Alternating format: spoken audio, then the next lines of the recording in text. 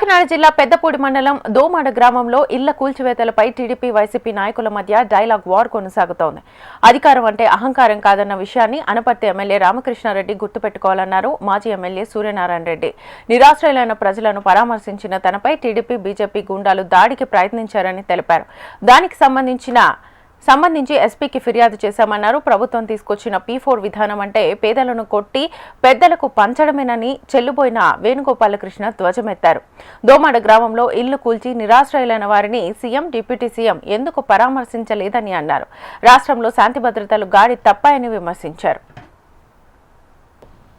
వాళ్ళకి లబ్ధి చేకూరేలాగా పేద ప్రజల్ని ఒక 8 ఇళ్ళని అర్ధరాత్రి మీద కూల్చేసి వాళ్ళకి నీడ లేకుండా చేసి చాలా ఇబ్బంది పెట్టడం జరిగింది.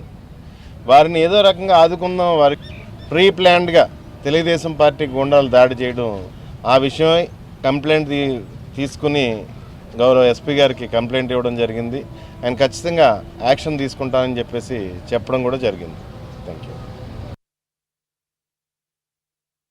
ఇల్లు కూల్చివేత సంఘటనకు సంబంధించి గత 10 రోజుల నుంచి జరుగుతున్న విషయం కూడా మీడియా సోదరులందరికీ కూడా తెలుసు. మరి అక్కడ వారికి నిలువు నీళ్ళు లేక వారు కేవలం టెంట్ కిందే మరి వాళ్ళు నివసిస్తున్నారు.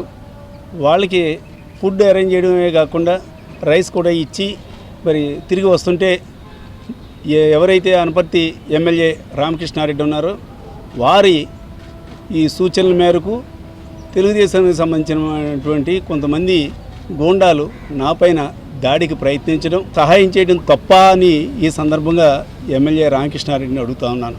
తను ఈ రోజు వరకు కూడా ఈ వేళకి 11 రోజులైంది. ఈ వేళ వరకు కూడా కనీసం పరామర్శించడానికి వెళ్ళలేదు. ఒక తెలుగుదేశం నాయకుడు కూడా అక్కడికి వెళ్ళలేదు.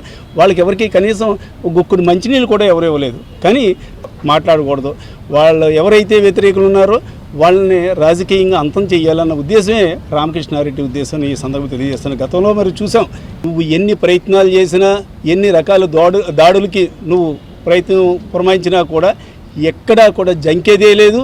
నీ అవినీతి అక్రమాలని కూడా ఎప్పుడూ కూడా వెలుగెత్తి చూపెడతాను అని మాత్రం ఈ సందర్భంగా తెలియజేస్తున్నాను. ఈ రాష్ట్రంలో శాంతి భద్రతలు కరువయ్యాయి అని అంటానికి అది ఒక ఉదాహరణ.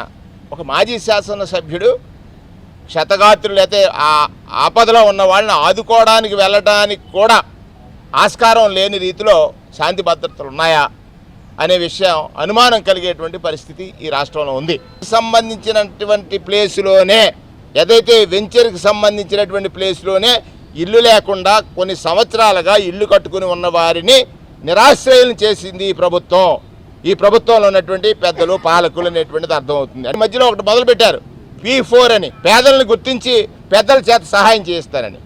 చంద్రబాబు నాయుడు గారు నేను అడుగుతున్నాను, చంద్రబాబు నాయుడు గారు ఇక్కడ మీరు చెప్పిన దానికి పూర్తిగా రివర్స్లో, మీరు ఏదైతే P4 చెప్పారో దానికి పూర్తి రివర్స్లో పేదలను కొట్టి పెద్దలకు పెడుతున్నారు.